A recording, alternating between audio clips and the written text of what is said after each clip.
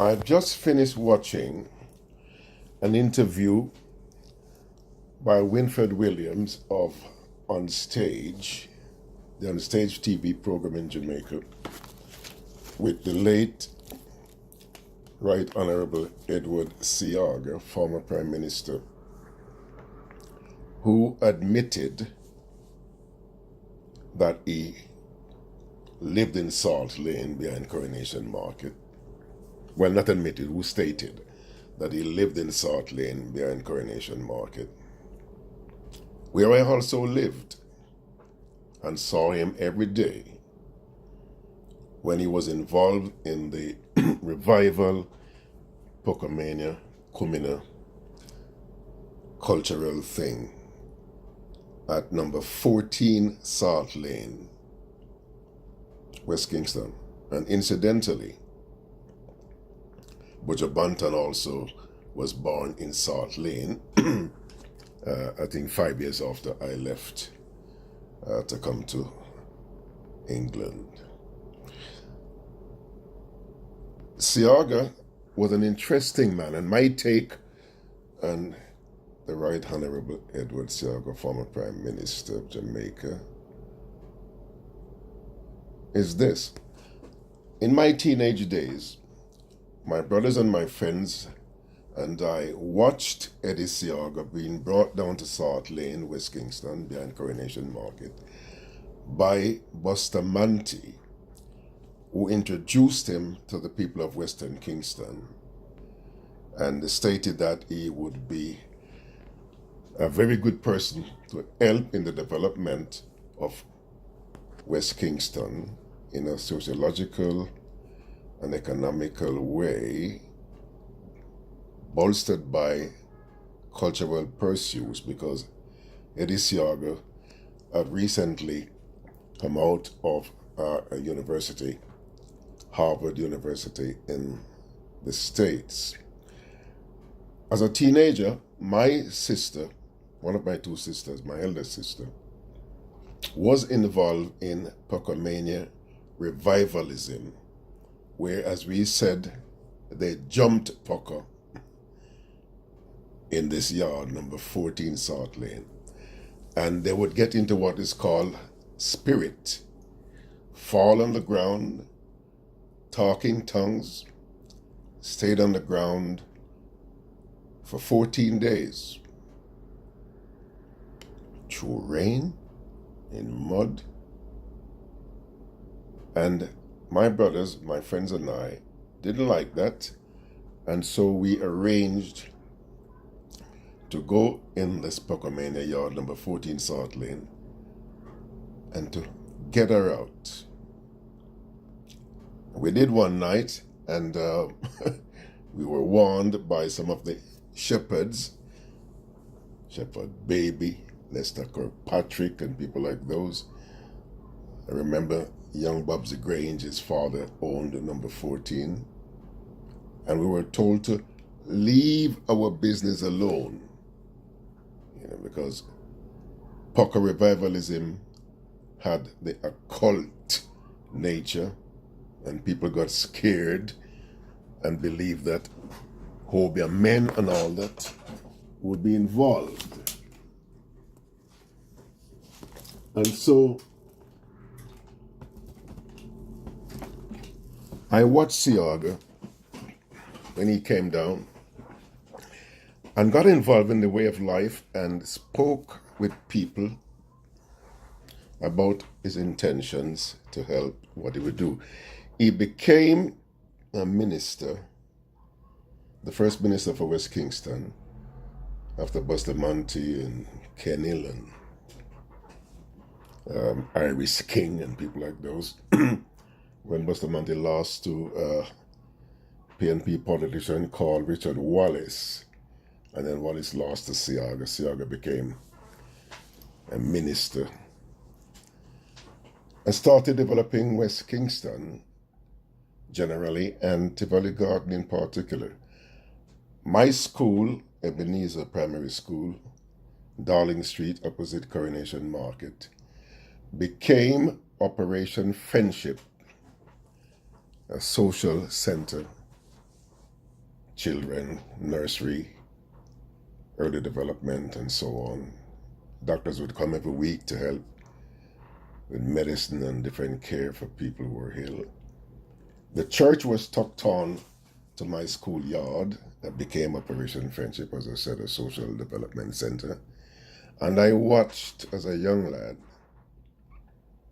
the breakdown of the back of the church, the graveyard behind the church, and the development of what became the Valley Garden when Baka Wall, as it was then called, was broken down. But I am jumping from one thing to the other quickly to try to get as many of my memory of Seaga involved here.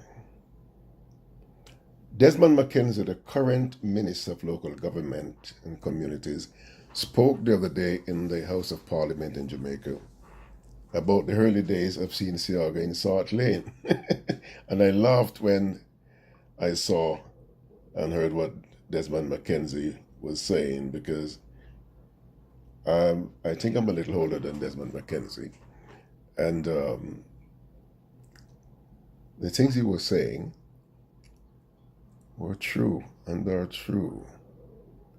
I also saw an interview on the same onstage program with Winfred Williams recently, done by the Right Honorable Bobsy Grange. I knew Bobsy from way back then, old Chuckamo Lawn and the early development of the music, and everything she was saying about Seaga's work in music and culture in the sociological sphere is also true. A strange thing happened as I grew up, got older. I was working in Western Kingston in a place called the Pimento Warehouse in Marcus Garvey Avenue in Greenwich Town. In 1962, when the Jamaica Labour Party won the election. Yeah. And as it was in Jamaica then, if you were active in politics, I was in a paperwork way. I was doing enumerators work on election days. I was doing leafleting paperwork for the PMP party. And people on the other side would make sure that if their party wins, you don't get work, and vice versa. And I remember about 12 persons who knew that I was a youth worker, generally in the evening volunteer youth worker, and that I was more leaning towards socialist side of life, came down to the warehouse and said people like me and others who were PNP members couldn't work. And the bosses had to lay us off. They couldn't do anything about it. So it was.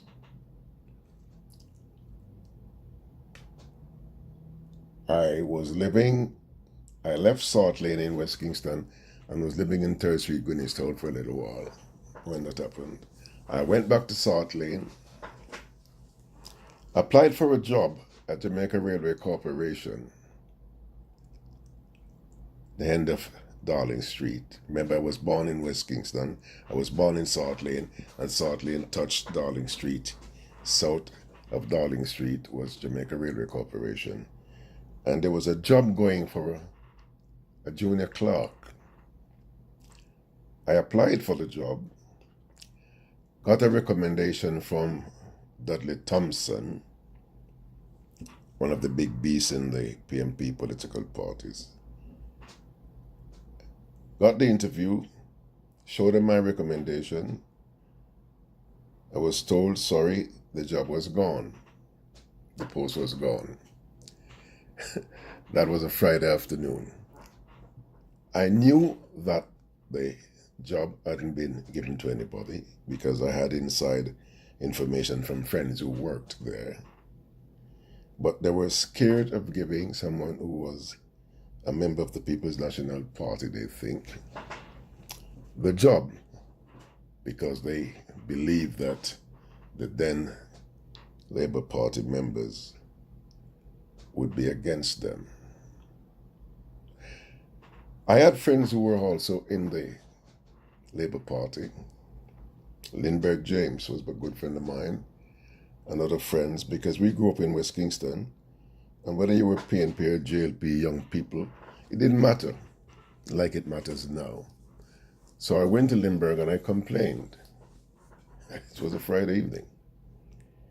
Lindbergh took me to see Seaga on the Saturday morning and explained that Liderman, my pet name, should be given his job because I was someone who was helping young people. I wasn't involved in politics to the extent where there was any violence or anything. My parents, my friends were socialists. My grandparents were socialists. Some of my friends were Labour Party members. Unlike now, we mingled and we laughed and talked and teased people. And I was a volunteer youth worker. So I was in the game of guiding, helping young people not to be involved in politics, but to be involved in trying to better themselves in getting good education, getting a trade, staying out of trouble. This is the funny part of the story. Lindbergh took me to see Eddie Seaga on the Saturday morning, following the Friday when I had the interview and didn't get the job. I went to an office in Duke Street, and the boys were there, as it were, and they all knew me. PNP, JLP didn't matter. We were all friends. They all knew me. We hailed each other, and so on and so forth. I was taken into an office to meet Eddie Seaga, who said, "Yes, Liderman, I know about your work in Operation Friendship, which kissed on to Tivoli Garden, and I would like you to do some youth work for me. Do the youth work there for me, if we fund it." And I had to say to him, if I had to change my belief every time a party wins, then I wouldn't be happy. And he respected that. He said, "I respect you," shook my hand, gave me a recommendation for the same job, and I went Monday morning and got the same job. I watched Eddie Seaga reached out in a very skillful, sensible, sociological way to young people, whether you were a JLP or PNP, it didn't matter. I watched him gave sewing machines to young ladies who started sewing, making a living, making their own clothes, selling clothes.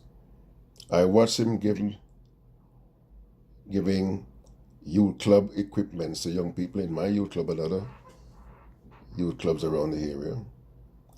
And so people started thinking of him in a very positive light rather than he's a member of the Jamaica Labour Party and some are members of the PNP party.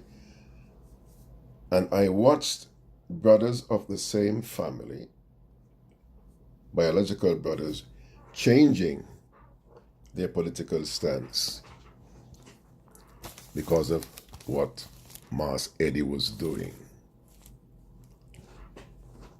An interesting thing happened over the years. There was a young lady called Kathleen Simpson, a staunch PNP, who would be the cussing person to face Eddie Seaga in cussing, believe it or not. Swearing, cussing, PNP this, JLP that. And people would laugh when Eddie and Kathleen were cussing each other. There's a story that Kathleen at one time lifted her skirt and showed a red panty and say, "Come and do da da da da da." And there was a great laughter and uproar. But over the years, in West Kingston, there was Babsy, there was Portia, there was Kathleen, there was whoever, and there was the vibrant political game being played in defense of one's party. Fast forward, Kathleen got to live up on a town. Fast forward this story. Kathleen is my first children's mother. She died in 2000, December 2003. She got buried in, I think, the second week in January 2004. Eddie Seaga, upon hearing of Kathleen's death, got a message to P.J. Patterson, the then Prime Minister,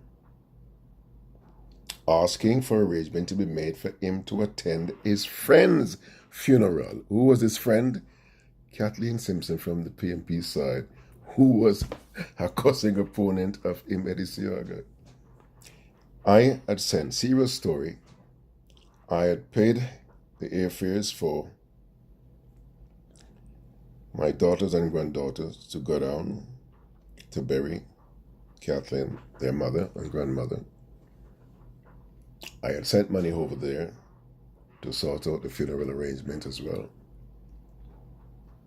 Even knowing that as a PMP area leader, as they called her then, that PJ and his side would also help with her funeral. But I made sure I paid for my baby mother's funeral. And I was called from Jamaica by my children to say, guess what, Dad? Mr. Seaga has asked arrangement to be made by Mr. Patterson on the PNP side for him to attend the funeral of Mom, Kathleen, who he respected as a PMP, who liked her party, and he and her used to curse each other. And Eddie Seaga, the man who rose above party politics, showed a side of him that I respected then, still respect till to this day. Not just the fact that he gave me that recommendation to get a job all those years, knowing that I was a member of the People's National Party and had been turned down for the job the Friday before, but the human side of him, with all the blemishes, there was that side of him. Watching him in Salt Lane, where I lived, where he lived for a while, and watching his sociological development and his honesty of purpose in trying to make West Kingston a better place. Unfortunately, it became what it became in a certain way, and too much people wanted certain powers to oppose leaders and all sorts of questions that were left there. But beyond any doubt, he had charisma, he had a sense of purpose, he loved people, even his opponents, as he showed in attending the funeral of my children's mother, his cussing opponent, as he put it. His love for the culture, music. We know the story of his development in early music and Jamaican music across the board, from Menta to ska right through to reggae, and his views on dancehall and what he thinks ought to happen.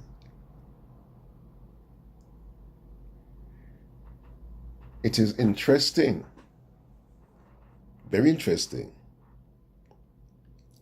that he was taken back to America in the latter part of his illness, in the knowledge that he was more likely to die there instead of getting better. Because when cancer is rubbish in your body, it comes a point in time, like in the days of another interesting person in my life, the Right Honorable Robert Nesta Marley, who also died in America. It is interesting that when cancer touches your body and got to a certain stage of its development, death is inevitable. What is more interesting is that in as much as he did for Jamaica and became a Jamaican, he was born in America, died in America, died on his birthday, the same as William Shakespeare, who was born on April 23rd, like I was, and who died on April 23rd. So every year when my birthday comes along, I smile. And on the 24th, I said, give thanks. But Eddie Seaga was an interesting human being who unfortunately was faced with situations that developed around him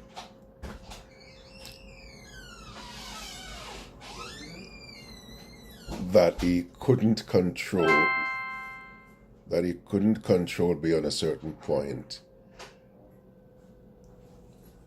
that caused certain blemishes on his political life. But notwithstanding that, out of 100, I would give him 85 to 90. Because he did his work. Jamaica is the better for the element of the work that he did in nation building. And I'm sure in time he will be given a national hero's status. Well, I feel that way. He should be. So there was an element in my knowledge of Mr. Seaga that had to do with someone I know very well that I won't mention here. There were question marks, but leave that aside. The proof of him asking for and attending my children's mother's funeral, who was an opponent in politics of his, can be found at St. Anne's Church in Percy Street in Jonestown, where the funeral took place in January 2004. Interesting that Seaga and I lived in the same lane, South Lane, that I watched him as a young boy, me a young boy, watching him coming there to 14 South Lane, getting involved in revivalism, Pocomania, Kumina, as part of his journey to understand people. His musical development, his involvement, his music, the whole sociological and cultural thinking behind what he did in West Kingston, music, sports, medicine, education, his part in the history of Jamaica, his development in general, and West Kingston in particular, is beyond questioning. The gentleman at the Railway Corporation that I went to for the interview with a recommendation from Dudley Thompson on the Friday and Edward Seaga on the Monday was a Mr. Sidney Fletcher. And I can still see Mr. Fletcher's face when I confronted him with Eddie Seaga's letter on the Monday and when he offered me the job. Eddie Seaga, Edward Philip George Seaga, my namesake in a way. George is my middle name. Rest in peace. Your work is respected. Whether you were on the same side of politics as some of us were or not, your work was respected, is respected, and we hope that in the annals of history, what you did, what you tried to do, what you intended to do, and indeed, again, what you did, will be viewed in a positive light, in the way you intended, so that your legacy will forever live. Rest in peace. Rest in peace. Rest in peace. Salute. Salute.